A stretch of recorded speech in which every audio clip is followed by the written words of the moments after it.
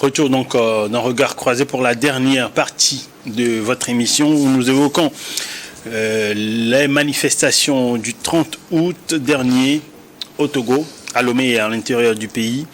Nous évoquons le bilan, mais avant on revient un peu sur les motivations, puisque c'était un appel de certains membres de la diaspora togolaise qui ont lancé donc ces manifestations. Et quelles étaient les motivations? J'en viens à vous, Mathieu Tamam. Merci beaucoup pour la question. Et vous savez, les manifestations au Togo ne datent pas seulement du 30 août. Il y a souvent eu toujours des manifestations. Mais celle-ci était particulière. Celle-ci était particulière parce que appelée par un certain nombre de TikTokers ou de blogueurs qui sont à l'extérieur et auxquels s'est joint certains partis politiques et certaines organisations de la société civile. Je pense que cet appel répond à un certain nombre de revendications, notamment aujourd'hui la vie chère au Togo. Au-delà de la vie chère, nous avons la libération des détenus politiques. Et si nous voulons revenir un peu, ce qui a donné naissance à ces mouvements, c'est lorsqu'on avait parlé de l'augmentation des prix de l'électricité au Togo. Donc ça veut dire que s'il y a manifestation, c'est à cause d'un certain nombre d'éléments, dont particulièrement la vie chère. Sinon, il y a très longtemps, l'opposition a tenté d'organiser des manifestations, mais la population n'a pas répondu. Maintenant, s'il y a certains qui répondent à ces manifestations, c'est qu'il y a des frustrations gardées pendant longtemps et qui est en train d'être exprimées. Alors, Sana, Gabin, vous voulez réagir également par rapport aux motivations? C'est vrai que tout a commencé avec l'annonce par rapport au prix de l'électricité. Oui, bon, déjà, ça fait un peu longtemps qu'il y a du remous au sein de la population par rapport à la situation socio-économique du pays. Et donc, les voix se faisaient entendre avant même que l'artiste Sowetchala, Amron, ne prenne le devant pour faire ses revendications aussi et tout. Et bon, c'est allé en crescendo, hein, parce qu'à un moment donné, les gens disaient il y a la vie chère qui tape à nos portes, l'essence est onéreux, le gaz butane c'est tellement cher, et on ne vit pas en comparaison aussi, c'est-à-dire on compare la situation socio-économique et surtout certains produits de première nécessité, ces coûts-là à d'autres pays de la sous-région, notamment aux pays limitrophes, et les gens se rendent compte véritablement que bon, la vie n'est pas du tout facile au Togo, malgré le fait que bon, le gouvernement nous dit qu'il y a des produits qui sont subventionnés et tout, mais la réalité sur le terrain, c'est que le budget du Togolais ne lui permet pas véritablement de juguler quand même ces problèmes-là. Et donc, les gens demandent, enfin de revendications par le biais des réseaux sociaux, de diminuer ces prix-là. Et patatras, les 12,5% de la société étaient venus pour envenimer beaucoup plus la situation. Et comme en face, ceux-là qui sont des lanceurs d'alerte ou bien lanceurs de manifestations, je peux dire, disent non, on ne trouve pas de répondant en face, c'est-à-dire le gouvernement ne répond pas et n'apporte pas véritablement de solution parce que, je le dis, les 12,5% de la société sont encore là. Si avant, bon, moi personnellement, à la maison, si je dépense tout au plus en énergie, c'est 18 000 francs. Mais aujourd'hui, je vais jusqu'à 32 000 francs. Vous avez une petite entreprise à la maison. Non, c'est pas une petite entreprise. C'est-à-dire que votre ménage est une petite entreprise, visiblement. Bon, si tu le dis ainsi, au boulot, pratiquement c'est la même chose. C'est doublé. Donc ça veut dire que ma recette n'a pas doublé. Hein. C'est stagnant.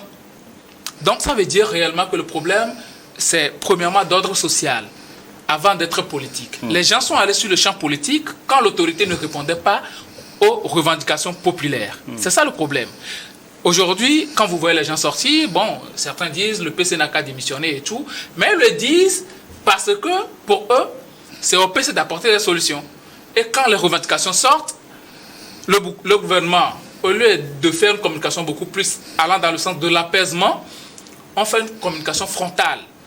Et donc les gens disent, au lieu de nous apporter des solutions, vous faites comme si nous sommes vos ennemis. Et donc, comme nous sommes ceux-là qui vous ont mandaté pour nous diriger, alors quittez-la. Donc, c'est ce qui se passe aujourd'hui. Donc, voilà un peu, en résumé, la situation, les conditions qui ont amené les gens aujourd'hui à aller vers une certaine manifestation. Et notons aussi que la première manifestation a eu des séquelles. Les gens ont été bastonnés et tout. Et après, le 6 juin, il y a eu 26, 27 et 28 juin aussi. Les gens ont été bastonnés et tout arrêtés. Vous voyez un peu? Donc, ce sont des trucs qui ont un peu créé un certain clivage au sein de la population et même ameuté certains qui disent aujourd'hui que bon, le gouvernement ne veut pas nous écouter. Au lieu de nous apporter des solutions, même de communiquer avec nous, on nous frappe, on nous traite comme si nous étions des ennemis de la République. Donc voilà un peu en résumé la situation. Oui, Sana. Oui, en fait, je pense qu'il faut quand même dire que depuis le début de l'année 2025, il y a quand même eu des manifestations organisées.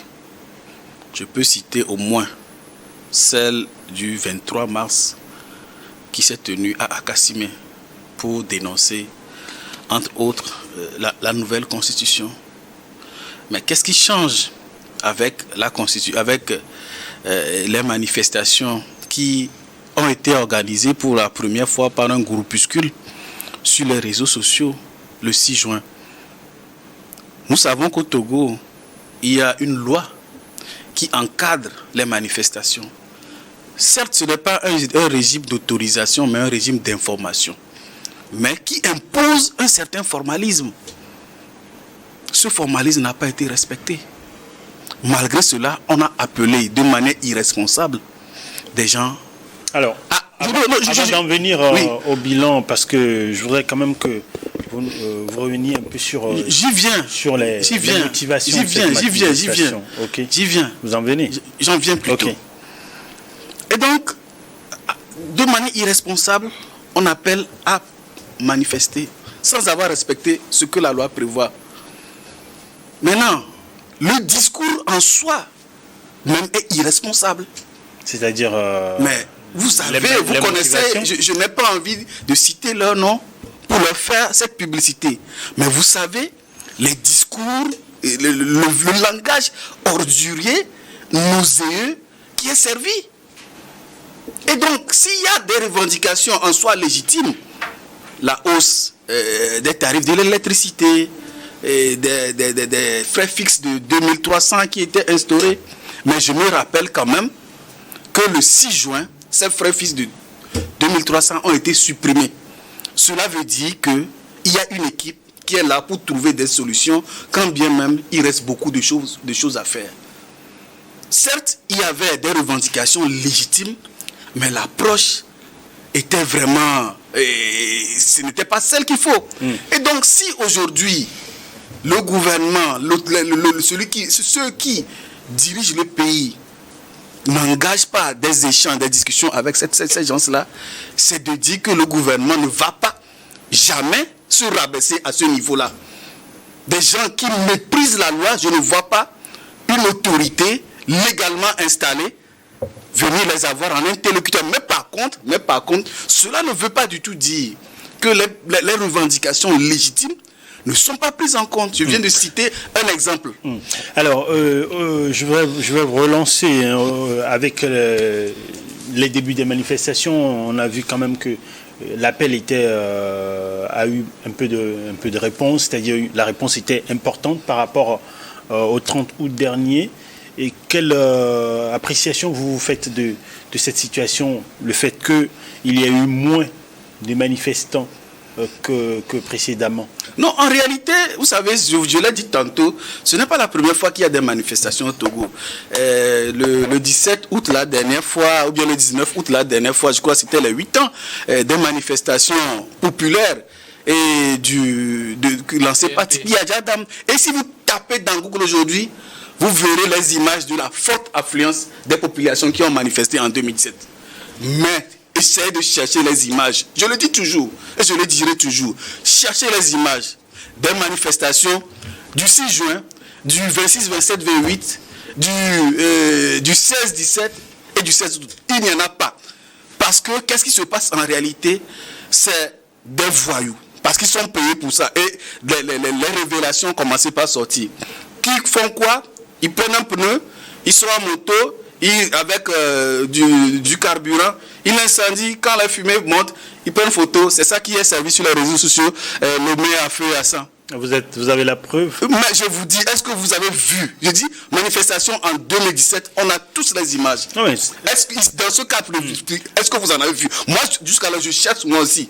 Je cherche à voir 100 Togolais qui ont manifesté, 200 Togolais. Et moi, si vous allez sur ma page TikTok, je parcours la ville de Lomé. Ce jour-là. Et je suis étonné que l'individu qui s'est toujours présenté comme journaliste d'investigation dit que la manifestation du 30 août a eu un succès, que les gens sont sortis, les boutiques sont fermées à Asigame. Moi, à 6h du matin, j'étais à Asigame, j'ai filmé. Et les images sont toujours sur ma page TikTok. Alors, vous parlez du 30 août? Oui, je parle du 30 août. Cela veut dire qu'à un moment donné, les Togolais, ils savent certes qu'il y a des défis majeurs à relever, sur lesquels peut-être les gouvernements ont échoué ou ont apporté des réponses partielles. Mais les Togolais, dans l'ensemble, ne sont pas prêts à s'engager dans des aventures sans lendemain. Le Togo, ce n'est pas une république virtuelle. Vous avez vu, est-ce que les gens ont vaqué à leur occupation, oui ou non, le 30 août? Alors, c'est sur le plateau, c'est moi qui pose les questions. Si vous l'avez, vous avez une question, ça, ce serait. Alors, je vous Mathieu, quelle appréciation vous faites de la réponse de la population par rapport à l'appel à manifester le 30 août dernier? Oui, tout d'abord, si nous avons constaté qu'il n'y a pas eu beaucoup de personnes qui sont sorties, il faut dire que ce n'est pas parce que les gens ne sont pas sortis que l'appel a forcément échoué.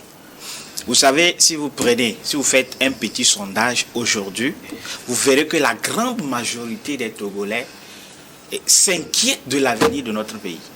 Même si on n'a pas le courage de le dire, beaucoup s'inquiètent de l'avenir de notre pays.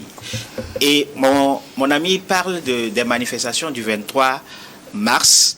Je voudrais aussi rappeler que la loi Boyona révisée restreint énormément les libertés publiques et les libertés de manifestation au Togo. Et toutes les fois que l'opposition ou les organisations de la société civile ont essayé de manifester, vous avez l'impression que le ministère de l'administration manipule la loi pour empêcher la manifestation.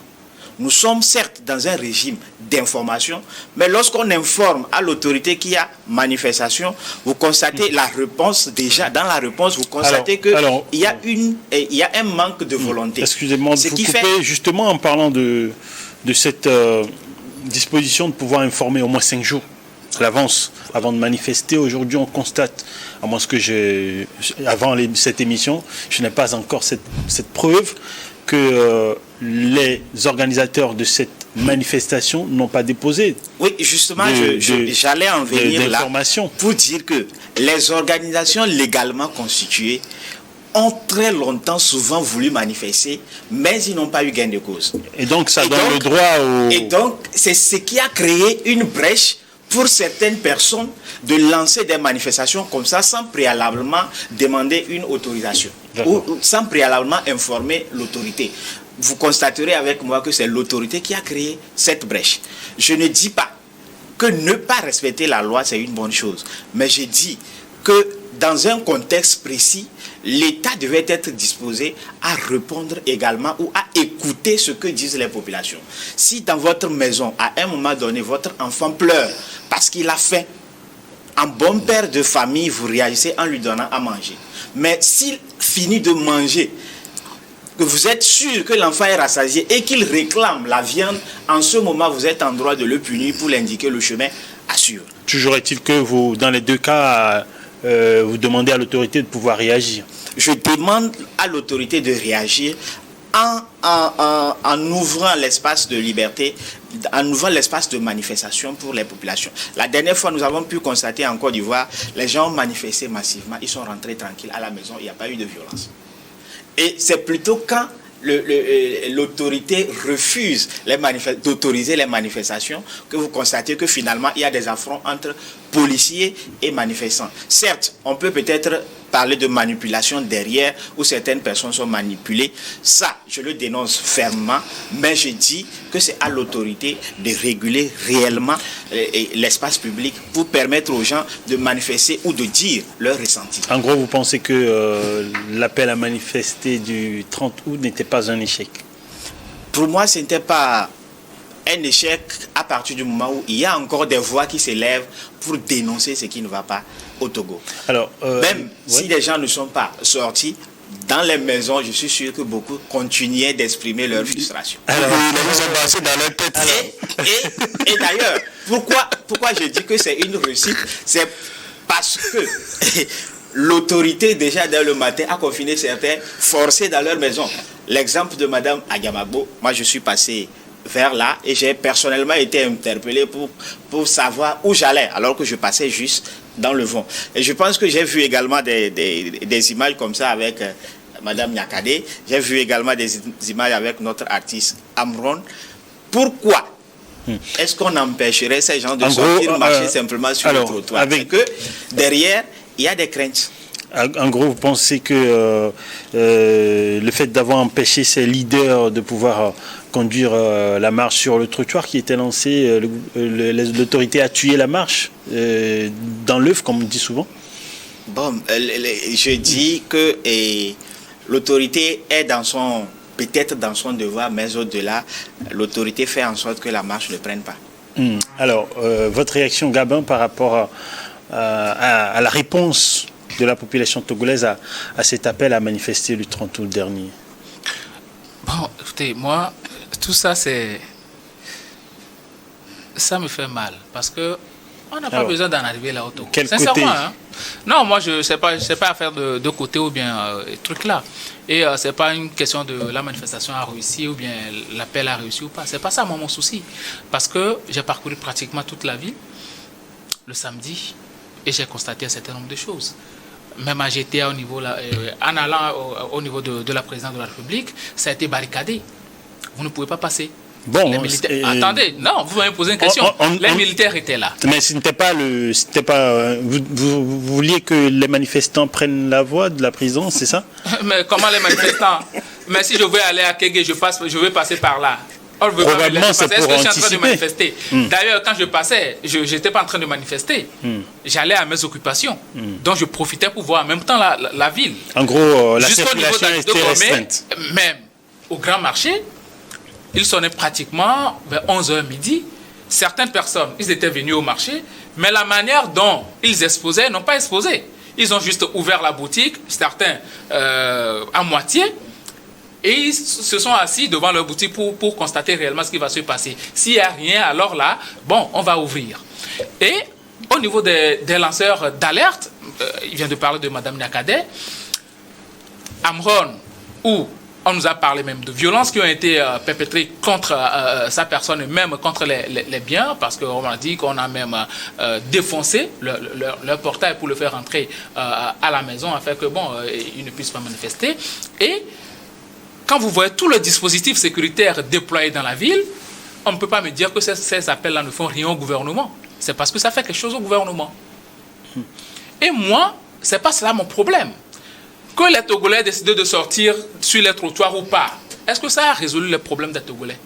Que le gouvernement ait étouffé les manifestations dans l'œuf ou pas, est-ce que ça a résolu les problèmes des Togolais? Est-ce que cela ne relance pas? Ça a supprimé les 12,5%, ça a allégé le panier de la ménagère, ça a diminué le prix de l'essence. Est-ce que ce que vous étalez, tout ce que vous citez, cela ne relance pas le débat autour de la manière de pouvoir mener ou de pouvoir tenir ces manifestations, c'est-à-dire de pouvoir les lancer de manière légale à pouvoir avoir un gain de cause? Cher ami, il y a certaines choses que moi, personnellement, je ne peux pas accepter.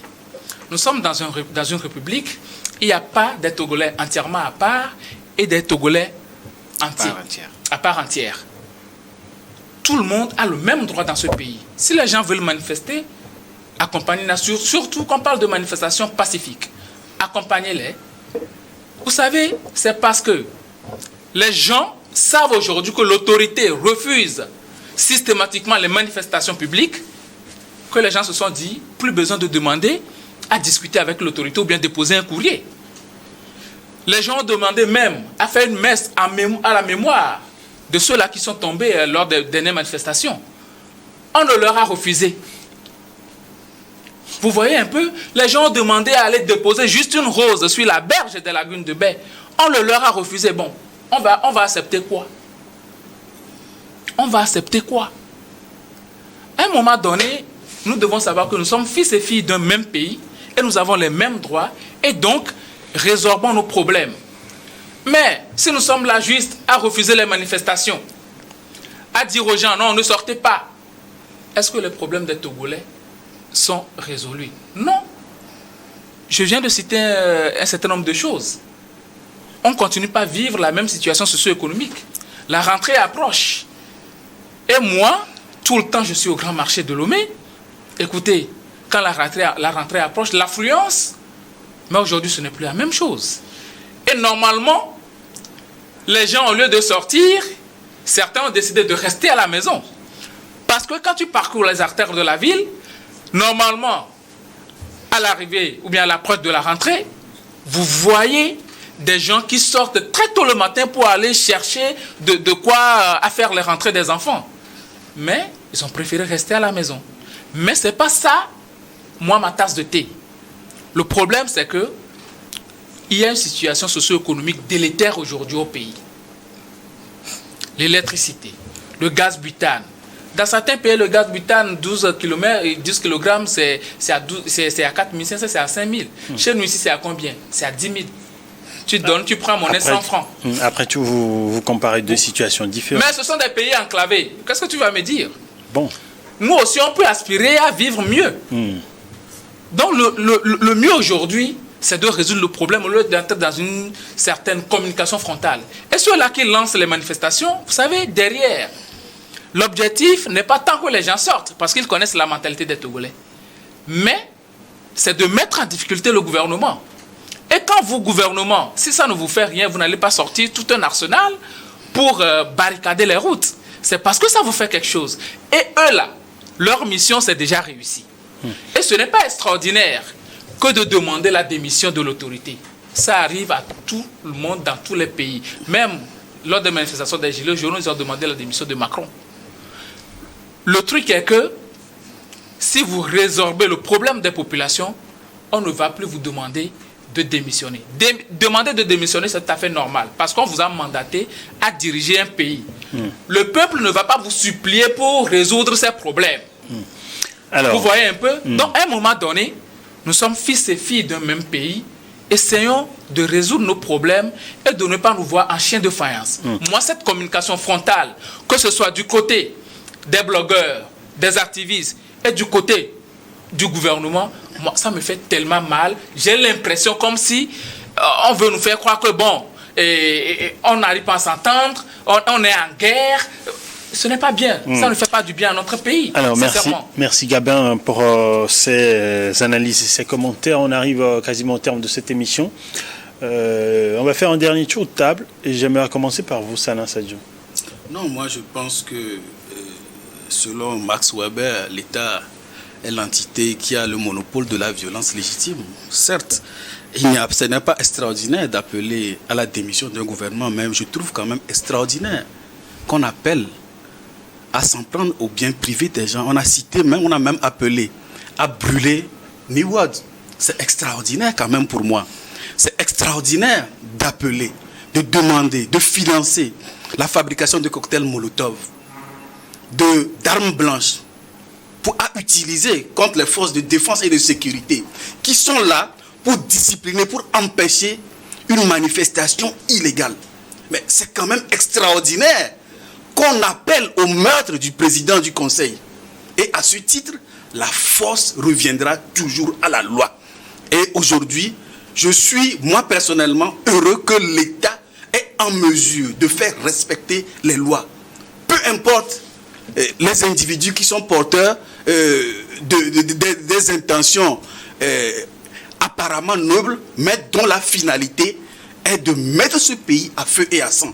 Je suis très content et je salue à cet effet les forces de défense et de sécurité qui ont su faire respecter la loi. Je le dis encore, les publications de ceux qui, déjà, à 6 heures, j'étais au marché d'Assigame. J'ai vu les gens ouvrir leur commerce. Je suis passé dans une dizaine de marchés, c'est disponible. Ce que les gens racontent, moi, ce n'est pas ce que j'ai vu. Ce n'est pas ce qui est disponible sur ma page, en tout cas que j'ai filmé. Peut-être dira-t-on que c'est grâce à l'intelligence artificielle. Bon. Quels sont les arguments qu'on ne donne pas aujourd'hui? Qu'est-ce qu'on ne dit pas aujourd'hui? Qu'est-ce qu'on ne dit pas aujourd'hui? En tout cas, moi, ce que j'ai vu, ce que j'ai filmé, c'est disponible. Je crois en ce que je vois, je vis. Je ne crois pas à ce qui se raconte sur les réseaux sociaux. Merci Sana, merci pour vos analyses et vos commentaires. Mathieu Tamam, dernière réaction. Bon, rapidement. Que le Togo soit mis à feu et à sang, ça ne profiterait à personne. Et je pense que M. Sana met en avant la responsabilité de l'État, parlant de son monopole de violence. Mais au-delà, c'est également la responsabilité de l'État de créer des conditions de cohésion sociale et de conditions de meilleure vie pour les populations. Aujourd'hui, les blogueurs qui lancent des appels que nous trouvons pas catholiques, c'est parce qu'en face, il n'y a pas d'interlocuteur entre l'État et les organisations qui sont Vous pensez que légalement formés. Ceux qui appellent à manifester ont tenté de pouvoir avoir un interlocuteur au niveau de l'autorité? J'ai dit qu'il n'y a pas d'interlocuteur entre l'État et les organisations de la société civile et les partis politiques. Okay. C'est en l'absence de ce dialogue sincère qui fait qu'aujourd'hui, tout le monde peut se lever. Le cadre de concertation, c'est pas un cadre où les partis politiques se retrouvent pour parler de la vie du pays. Malheureusement, le cadre de concertation est réservé juste pour des débats purement politiques. Alors que nous parlons ici, les partis politiques ne sont pas invités à ce débat. C'est pourquoi j'ai cité l'exemple. Oui, moi je parle ici d'un problème. Je parle ici d'un problème social. Je parle de la vie chère au Togo. Lorsque nous voulons dénoncer cela, quel cadre est donné à la population de pouvoir dénoncer cela? C'est de ça qu'il s'agit. Je ne soutiens pas les appels à la violence et autres, mais ce que je voudrais, que l'État prenne ses responsabilités à créer un environnement propice pour chaque Togolais. Et effectivement, il y a également de quoi appeler à la responsabilité des partis politiques également, parce que si aujourd'hui des membres de la diaspora prennent cette responsabilité, c'est aussi parce qu'il y a eu un échec au niveau des partis politiques de l'opposition, par exemple, ou encore de la société civile. Si les partis politiques de l'opposition ont échoué, ça veut dire que les partis au pouvoir aussi ont échoué. Alors, votre réaction, dernière réaction. C'est un échec collectif au niveau des partis politiques. Naturellement, c'est donc, on ne va pas me dire que les partis politiques de l'opposition, ils ont échoué. Donc, moi, je condamne la violence d'où qu'elle vienne. Moi, c'est très important pour moi.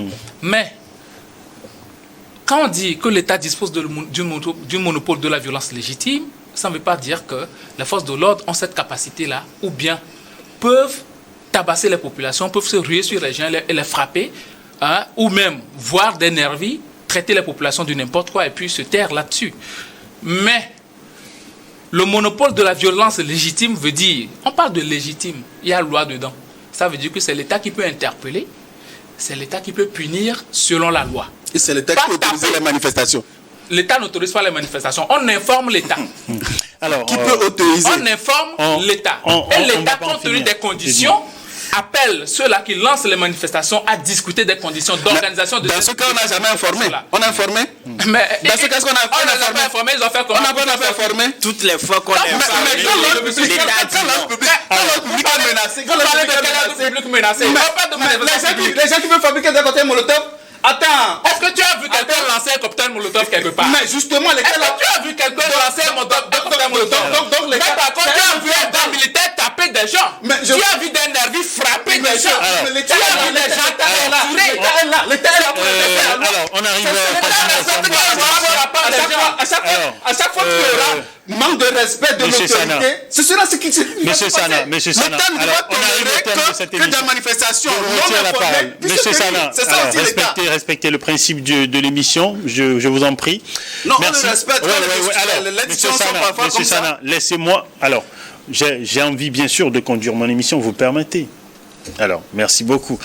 Nous arrivons au terme de cette émission. Vous mettez dans un état où j'arrive même plus à conclure l'émission. Tama, merci d'être passé dans cette émission. C'est moi qui vous remercie. Alors, Gabin, merci d'être passé également. Merci de m'avoir invité. Merci, Sana. Merci de m'avoir autorisé à parler. C'est très important, autorisé. Oui, bien sûr, bien sûr. Merci donc à vous, bien sûr, pour vos analyses, vos commentaires étaient les bienvenus dans cette émission. Merci surtout à l'équipe technique et rédactionnelle derrière cette émission. Et bien sûr, à vous, nos chers téléspectateurs et chers internautes, pour votre intérêt à cette émission et d'être restés en notre compagnie. N'oubliez pas de liker cette émission et de la partager autour de vous. Bonne suite de nos programmes sur Unidad Info.